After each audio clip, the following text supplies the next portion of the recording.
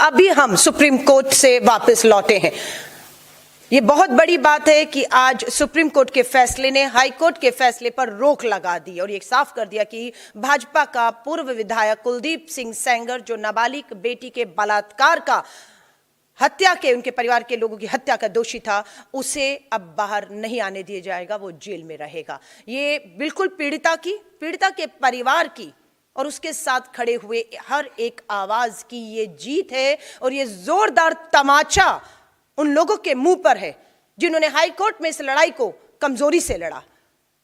पीड़िता को न्याय नहीं, दोषी को बचाने के लिए रास्ते निकाल दिए थे और उनको लगा था इस फैसले को पीड़िता, उसका परिवार और हम सब स्वीकार कर लेंगे, लेकिन हमने वो स्वीकार नहीं किया और लगातार इस लड़ाई को लड़े। और आज सुप्रीम कोर्ट पर जो नजर थी उसमें पीड़िता की, कहूंगी उसके परिवार की और आवाजों की एक जीत हुई है। ये लड़ाई यहां खत्म नहीं हो रही, ये हमें बिल्कुल मालूम है, लेकिन अभी स्टे आया है हाई कोर्ट के ऑर्डर के ऊपर, लेकिन ये लड़ाई लड़ी जाएगी। और जो बात कही गई थी नाबालिग बेटी के बलात्कारियों को फांसी की सजा होगी, देश के प्रधानमंत्री नरेंद्र मोदी जी आप ही के कहे हुए इस बयान बेटी बचाओ, और आप अपने विधायक, अपने सांसद जो बेटियों के दोषी उन्हें बचाने का काम कर रहे हैं। आप कह रहे थे कि नाबालिग बेटी के बलात्कारी को दोषी करार होते ही फांसी होगी, फांसियां नहीं, बचाया जा रहा है, पैरोल और बेल दी जा रही है। हम मांग करते हैं, ये मामला अब सुप्रीम कोर्ट पहुंच चुका है और हम मांग करते हैं कि कुलदीप सिंह सेंगर हो,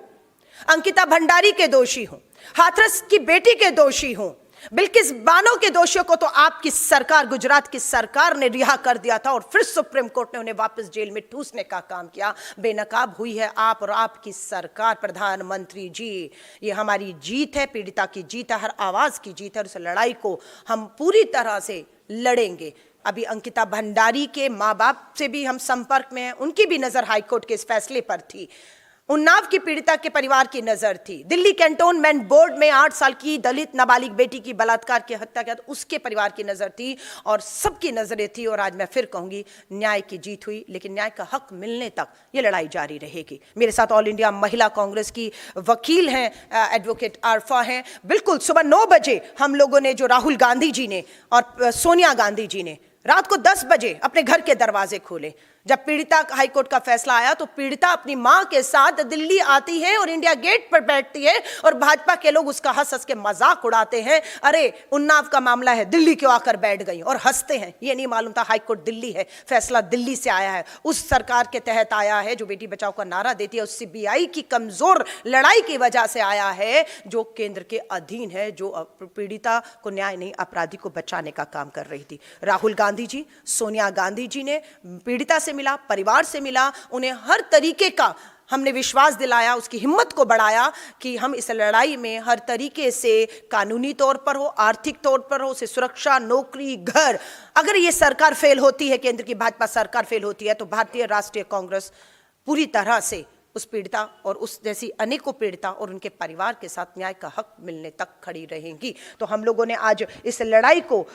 हमारी महिला वकील पूरी तरह से पीड़िता के साथ खड़ी रही, हमने कानूनी तौर पर इस लड़ाई को लड़ा। सड़कों पर हमारी दिल्ली महिला कांग्रेस की पूरी, जिन्हें सुबह ही 9 बजे पूरी तरह घसीट के बसों में जो है वो ले जाकर थानों में, अलग अलग थानों में जो है वो हिरासत में इस समय पर रखा हुआ है, वो भी लड़ रही थी, कानूनी तौर पर लड़ रहे थे। और सदन में आ रहा है फरवरी में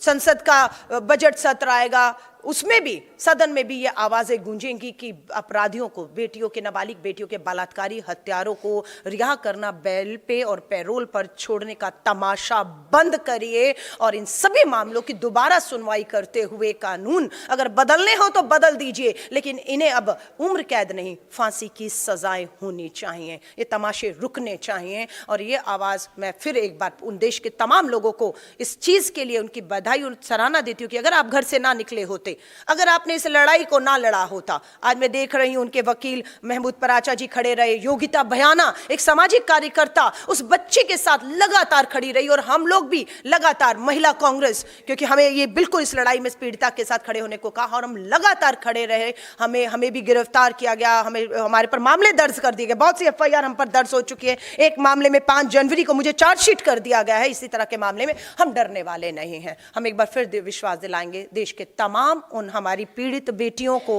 और जो बेटियां नहीं रही उनके परिवारों को न्याय का हक मिलने तक इस लड़ाई में हम पूरी तरह से उनके साथ खड़े